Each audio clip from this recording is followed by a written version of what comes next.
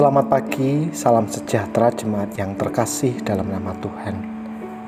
Mari sebelum kita memulai aktivitas kita sepanjang hari ini, kita mengawalinya terlebih dahulu dengan baca firman Tuhan dari kitab Mika pasal yang ke-6. Demikian firman Tuhan. Baiklah, dengar firman yang diucapkan Tuhan. Bangkitlah, lancarkanlah pengaduan di depan gunung-gunung, dan biarlah bukit-bukit mendengar suaramu. Dengarlah, hai gunung-gunung, pengaduan Tuhan, dan pasanglah telinga, hai dasar-dasar bumi. Sebab Tuhan mempunyai pengaduan terhadap umat-Nya, dan Ia berperkara dengan Israel. Umatku, apakah yang telah kulakukan kepadamu? Dengan apakah engkau telah kulelahkan? Jawablah aku.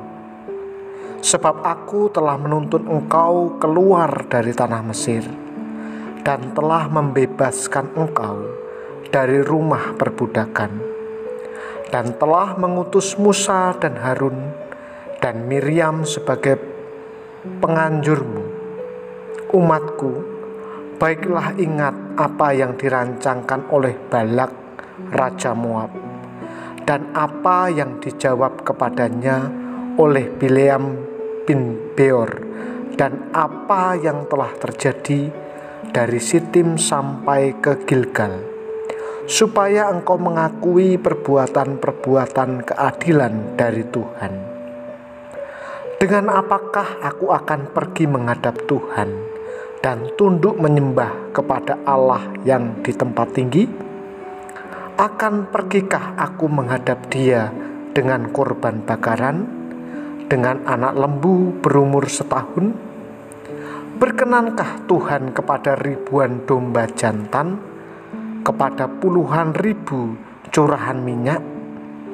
Akan kupersembahkan anak sulungku karena pelanggaranku, dan buah kandunganku karena dosaku sendiri? Hai manusia, telah diberitahukan kepadamu apa yang baik, dan apakah yang dituntut Tuhan daripadamu, selain berlaku adil, mencintai kesetiaan, dan hidup dengan rendah hati di hadapan Allahmu? Dengarlah, Tuhan berseru kepada kota, adalah bijaksana untuk takut kepada namanya. Dengarlah, hai suku bangsa dan orang kota, masakan aku melupakan harta benda kefasikan di rumah orang fasik, dan takaran eva yang kurang dan terkutuk itu?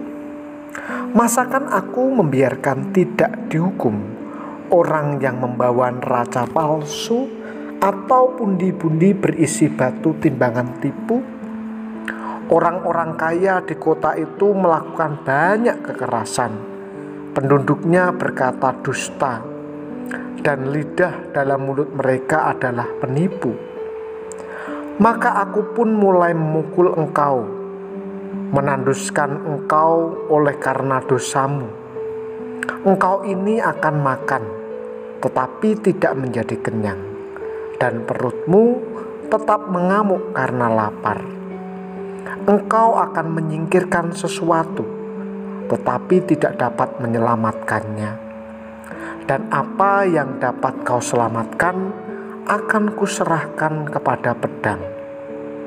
Engkau ini akan menabur, tetapi tidak menuai.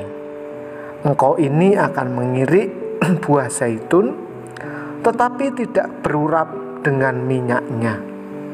Juga mengirik buah anggur, tetapi tidak meminum anggurnya. Engkau telah berpaut kepada ketetapan-ketetapan Omri, dan kepada segala perbuatan keluarga Ahab, dan engkau telah bertindak menurut rancangan mereka, sehingga aku membuat engkau menjadi ketandusan, dan pendudukmu menjadi sasaran suitan. Demikianlah kamu akan menanggung pencelaan dari pihak bangsa. Bapak, Ibu, dan saudara yang terkasih dalam nama Tuhan, seperti kacang lupa kulitnya. Nubuat Mika seolah-olah memperlihatkan ketidakmengertian Allah terhadap perilaku Israel.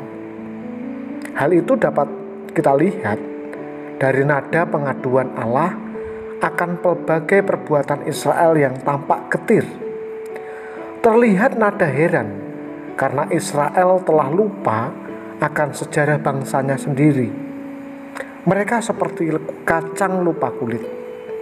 Israel agaknya lupa bahwa dengan kuasa Tuhan, Bileam yang awalnya berencana memberikan kutukan, ternyata malah memberkati Israel.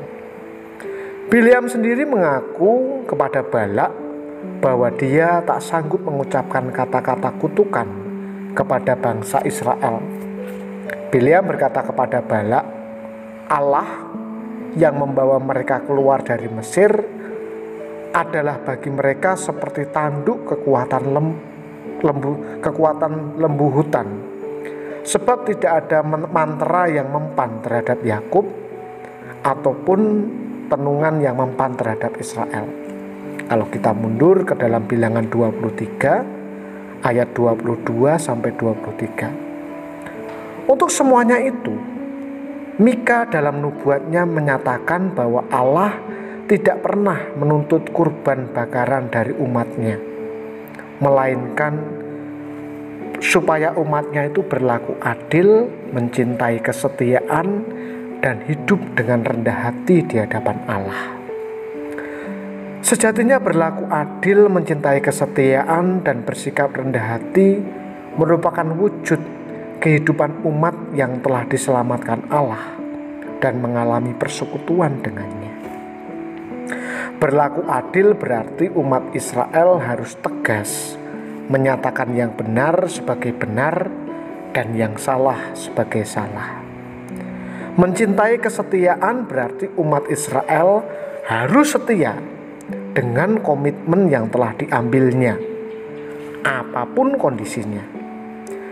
Rendah hati berarti umat Israel senantiasa ingat bahwa hidup yang dijalaninya merupakan anugerah Allah semata, bukan karena jerih lelah mereka sendiri sehingga mereka tak perlu sombong.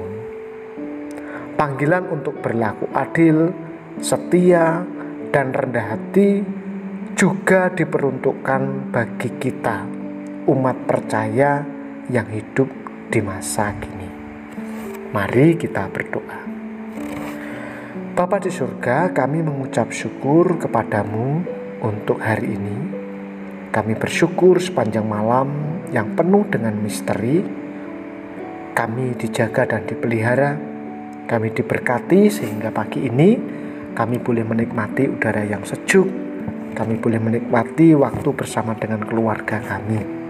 Bapa, pagi ini sebelum kami melangkah keluar untuk melakukan berbagai kegiatan kami mau menyerahkan hidup kami ke dalam tangan anugerah-Mu.